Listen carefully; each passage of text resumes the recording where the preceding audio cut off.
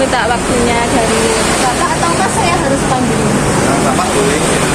Nah, dengan Bapak Munir di sini selaku dia pengusaha ACC stiker di Suhat ini, ada beberapa yang ingin saya gali dari Bapak, Bapak yang merintis usaha ini. Yang pertama yaitu kapan mulai Anda mendirikan usaha ini?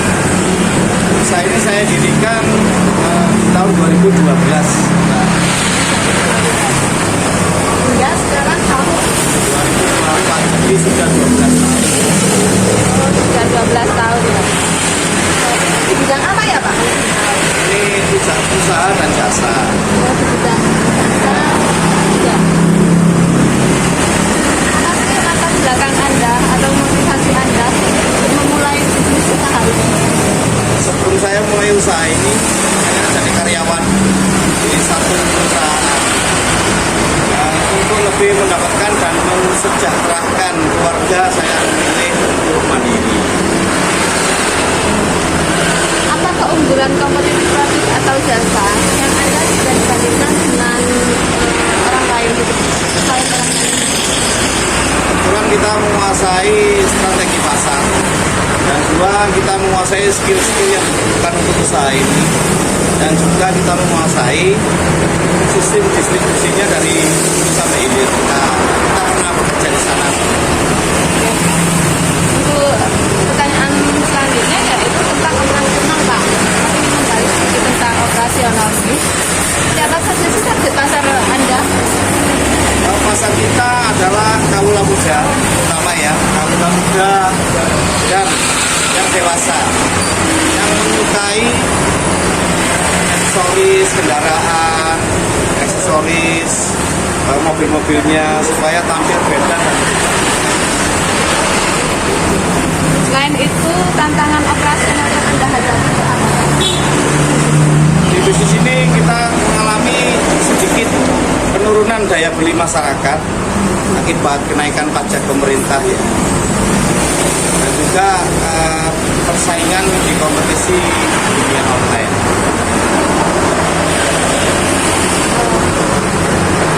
Kalau kita melihat ke belakang dari kejadian tahun sebelumnya, di sini ada pada saat terkena pandemi COVID-19, itu usaha pada saat pandemi itu seperti apa Pak? Untuk usaha saat pandemi, saya kira bukan saya aja ya, banyak ya segi kena imbasnya, terutama pekerjaan di luar bidang kesehatan dan farmasi. Kita sangat terkena imbasnya. Kita bertahan mati-matian melewati masa pandemi seperti ini. Terjadi hampir 3 tahun ya Mbak ya. 3 tahun itu kita demi mempertahankan semuanya berjalan baik. Untuk mengumpulkan operasionalnya kita jual aset. Kebetulan 9 unit sepeda motor saya melayang. Untuk strategi bertahan ya Bapak ya? Ya.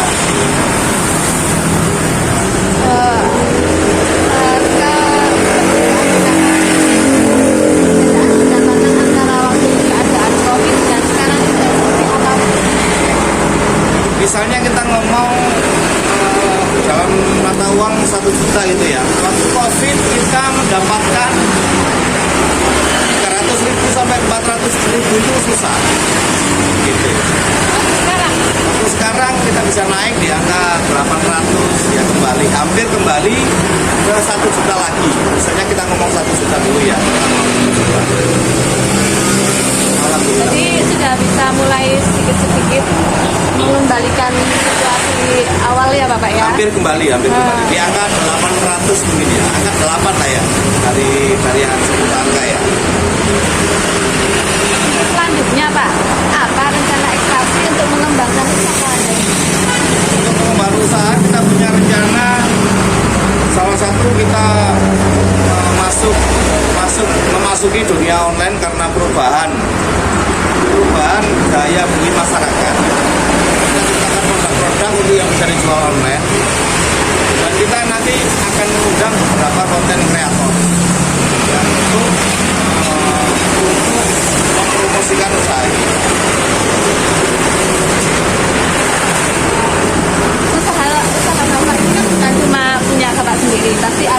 pesaing-pesaing yang lainnya. Untuk menghadapi pesaing-pesaing pasar yang seperti itu, apa yang akan Anda lakukan, Bapak?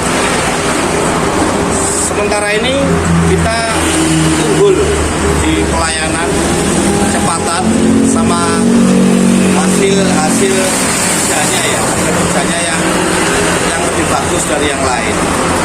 Yang ada itu kita pertahankan, dan kita akan menambahi beberapa inovasi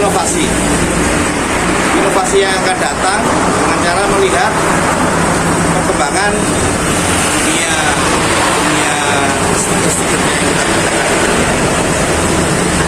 Selain dari inovasi, untuk mempertahankan kualitas jasa Bapak itu, langkah yang utama itu apa yang Anda terapkan? Satu, kita kunci di quality control. Jadi yang dulunya kita nggak punya QC, sekarang kita menggunakan QC. Kedua, kita pertahankan bahan baku yang terbaik sesuai standar yang dikerjakan. Misalnya salah satu jenis bahannya itu harus mempunyai sifat PNP alias plug and play, itu kita pertahankan. Di era digital, sekarang kan sudah terkenal dengan era digitalnya, Bapak. Semua serba online. Semua serba digerakkan oleh dunia digital, memang ya. Apa sih peran teknologi dalam perkembangan usaha Anda ini? Saya kira dengan peralihan gaya beli dan budaya generasi yang kita sasar sekarang, kita harus mengikuti apa yang menjadi keinginan konsumen. Jadi misalnya kita ada TikTok, dulunya belum pernah punya, kita ikuti, kita bikin satu akun TikTok atau 3 akun mungkin. Jadi mengikuti zaman. Ya, mengikuti zaman. Termasuk IG juga, termasuk yang baru dari kita sekarang YouTube. Nah, kita mencoba ikuti reel ya, yang YouTube singkat itu ya. Itu kita coba untuk nambahin. Ya, untuk pertanyaan selanjutnya yaitu Bapak, tentang investasi atau dana awal. Berapa besar investasi dana awal yang Anda dahului dari perusahaan Bapak? Saya memulai usaha ini dengan modal sekitar berapa ya, Mbak? Saya punya sepeda motor 1 dan sedikit tabungan. Mungkin kalau di total sekitar 25 juta di tahun 2012. 2012 dengan 25 juta total awal. Terus untuk sumber-sumber dari dana tersebut? Saya ada sedikit pesangon dari perusahaan yang saya ikuti dulu, sama saya jual aset saya waktu itu kalau nggak salah Yamaha Vega ya, 48 juta rupiah. Kira-kira berapa Bapak omset per bulan dari usaha Bapak ini? Alhamdulillah kita sudah bisa meraih omset di bidang jasa ini 4 sampai 5 juta per harinya, rata-rata segitu.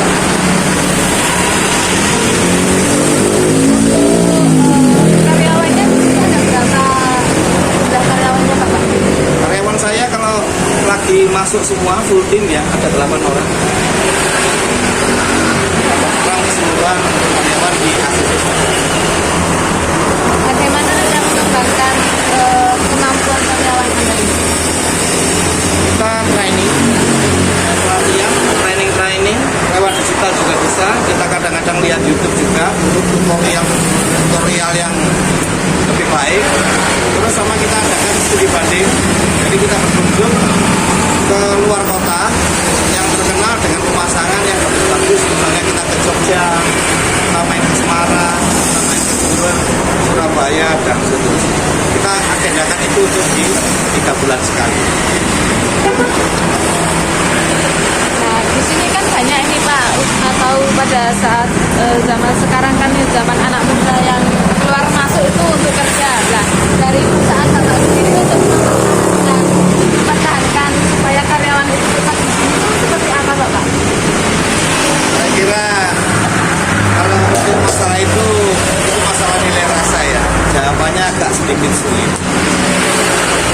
Sebagai sebagai orang Jawa kita kedepankan dulu Tokosliro dan seduluran alias kekeluargaan.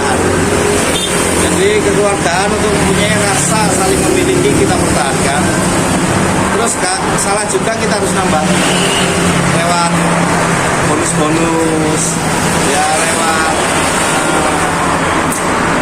hadiah-hadiah kecil lah. Nah, untuk mempersemangat ya Pak. Ya untuk semangat biar mereka nyaman dan enak. Ya, benar sekali. Ini Bapak untuk pertanyaan terakhir tentang tantangan untuk masa depan ini Bapak. Apa sih tantangan terbesar Anda ini untuk usaha Anda ini? Tantangan Anda ini apa? Kalau saya yakin ya semua bisnis pasti punya kompetisi ya. Jadi kira di kita ini sekarang kita sedikit tantangan kita terberat itu di jualan online. Mereka yang jual produk dengan sangat murah-murah tanpa memperdulikan mutu konsumennya, itu imbas juga ke kita. Terus dan gak salah lagi misalnya kita harus membuka cabang, nah kita ini ada kesulitan di permodalan juga. Jadi juga ada modal juga Bapak yang untuk kedepannya ya. Ya pasti ya. Semuanya pasti suka modal. Benar-benar kan ada isu krisis sekarang Pak ya, apalagi yang BBM naik lah, yang apalah Pajak lah, pajak. Nah, otomatis semua pada mengeluhkan itu. Untuk menghadapi apa yang akan Anda lakukan menghadapi krisis ekonomi yang akan Untuk saat ini yang bisa kita lakukan adalah mempertahankan harga supaya terjangkau, tidak ikut-ikutan menaikkan harga meskipun ada pajak-pajak naik, bahan baku yang biasa kita beli sekian jadi sekian rasanya naik, kita mempertahankan harga dulu dan tetap menjaga hasil sesuai standar yang untuk strategi strategi menghadapi perubahan bahan pasar Bapak. Apa yang akan Bapak lakukan? untuk menghadapi perubahan pasar yang semakin dinamis ini, satu ya kita harus punya inovasi ya, inovasi terbaru yang mungkin belum dilakukan oleh pesaing-pesaing yang lain, kita akan coba terapkan. Terus misalnya namanya mode itu biasanya kan punya sirkulasi sendiri ya. Nah, dulu pernah ramai hologram, sekarang berpindah ke super glossy misalnya begitu ya. Nah kita coba kembali ke sirkulasi yang dulu, kita coba keluarkan hologram yang terbaru misalnya laser penuh. Kita coba tetap inovasi, ditambahi digital marketing. Yang dulu kita mengadakan offline, sekarang kita ikut online. Apa rencana jangka panjang Bapak Pak untuk menaikkan usaha Bapak? Ya pasti buka cabang ya. Ya tentunya sumber 1 sama sumber 5 kan pendapatannya pasti beda. Kita coba menggali sumber-sumber baru lagi untuk di kota-kota mana yang prospek dengan menjalankan satu sistem atau tersistemasi biar hasilnya nanti lebih baik dan bisa berguna untuk orang-orang di sekitar. Terakhir Bapak, harapan Anda sendiri untuk UMKM Indonesia ini akan seperti apa sih? Semoga pemerintah bisa memfasilitasi, mempermudah apa-apa yang menjadi sumber kekuatan masyarakat bawah ini. Misalnya pengajuan kredit buat pembelian peralatan produksi dipermudah, peraturan yang memudahkan untuk UMKM ini yang belum mendapatkan hasil yang layak sudah kena pajak. Nah itu harapan saya ada bantuan dari pemerintah untuk memfasilitasi tadi itu, dan semoga UMKM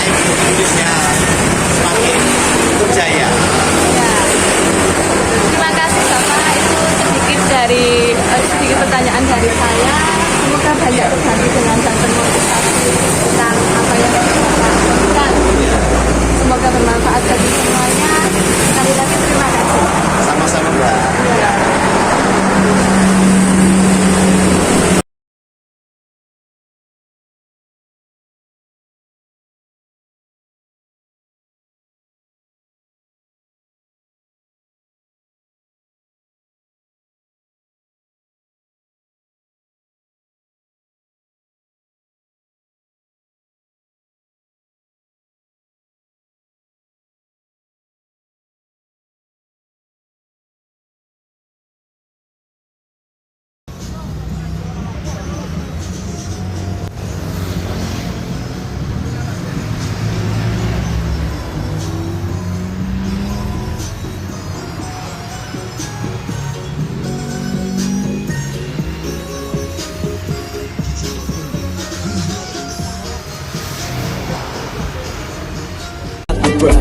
I know you're still living your life after death.